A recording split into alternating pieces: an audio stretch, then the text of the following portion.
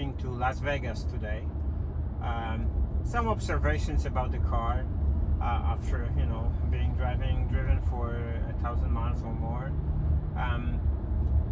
It's really annoying the way how it behaves sometimes when, as a human, you'll see in advance that there are cars slowing down or braking, and as a human you would react ahead of time and start slowing down. Unfortunately, as a robot or Tesla, the car, for whatever reason, doesn't react to it. I think it can see it, it just doesn't react to it. And like, we are driving here 80 miles per hour and I see, right now I'm gonna stop, like it's trying to change the line. For what reason? I have no idea why was it trying to change the line here to go to the right lane. I don't need to do any switch and change. Well, actually I do, but still I have plenty of time. It's 3 miles, so I don't know why was it attempting to do this that way. Anyway, coming back to this speeding, so it is annoying because now driving 85 miles per hour or 80 miles per hour and seeing the cars stopping in front of you and this thing is going like a rocket, it kind of unnerving. Obviously it slams on the brakes and it stops, but I wish it would be more gradient, and kind of slowly get to this instead of this sudden brake. So that's one thing. Another thing is related to a better. Oh, here we go. See here, the cars are stopping. This guy thing is going fast, and now it's gonna slam on the brakes to slow down. But as a driver, you will react to it much faster. Anyway, another thing is related to a better route planner.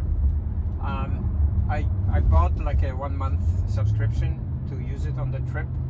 I honestly kind of gave up on it. Maybe it's a little bit because I'm using the phone for other purposes, and having this phone running this better planner, it doesn't work correctly for me. And honestly, the Tesla application, it's really decent. It's really nice as far as the directing you to next charging stations. There are some quirks that I did actually look at. I had to take the Interstate 215 look at north different exit onto right charging hand station San maybe Bernardino, sooner. Firestone. Then take the Interstate 215 north ramp on the right. So anyway, there were some occasions that I had to kind of look for the charging stations and actually pick a different charging station than the Tesla did pick for me, because it was telling me, to reach that charger, I will be arriving like at 5% of a charge, and I don't really want to go down that far. I want to always have this 20% reserve. So I end up looking for a charger which is sooner and charging on this charger instead of pushing and going too far.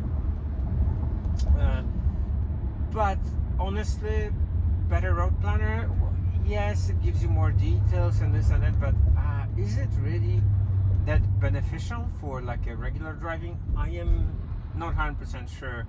This is so convenient to just have it in front of you, and I try to use the browser with a better planner on it here. It's not usable. This is too slow. It doesn't refresh. It wasn't good at all. So I had it on my phone, and phone was here because I wanted charging. I don't have another holder for the phone. So anyway, I'm kind of sticking with just a map that comes with Tesla. But again, it's definitely a very comfort feeling to to drive on autopilot. But it's also dangerous because you get used to it. So when I'm not driving on autopilot or even auto steer, you almost have to constantly remember, hey, actually I need to turn the wheel. Yeah, so it's kind of a little bit of a comfort that you get used to, especially on a long trip, because you're using it constantly, and then when you don't, then you tend to forget, oh, I'm not on autopilot. But it's behaving very nicely. You know, there are some rooms for improvements. Definitely, you cannot go to sleep and let it drive, but definitely a nice way to drive across the country. Another thing I want to mention, the way how I hold the wheel, like if I often do it here, what it creates, my hand is blocking the screen. So I'm having trouble sometimes. I don't see the car on the left lane because I'm blocking it with my own hand. Like if I drive like this, I can see all this, but if I drive like this, I don't see this section of the screen because my hand is there. So yeah, I don't know if there's a way to solve it, but obviously driving it different, holding the wheel differently. But it is a little bit of annoying depending how you hold your wheel. Sometimes I find it, I want to see, so I'll do this kind of peek what's behind my wheel, or move my hand. So, but it would be nice if it was somehow differently, but not sure how. Well, a little bit of night driving. It's 6:20. It's dark. Going through town. It's still pretty trafficy, but I'm assuming that's how it's gonna be until almost Vegas, because it's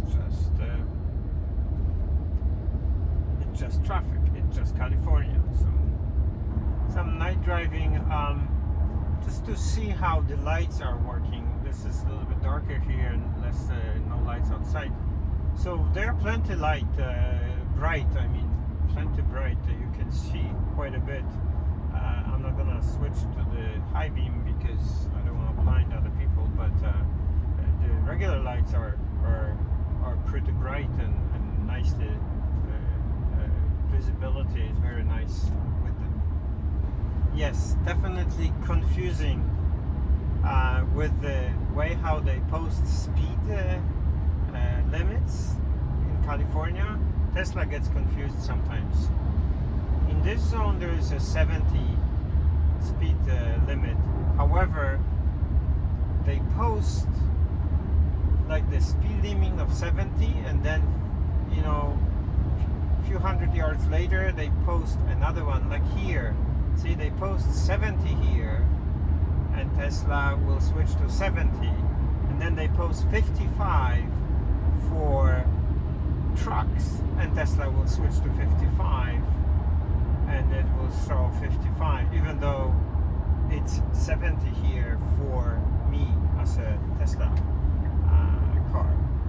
So trucks needs to go 55, but normal car is 70.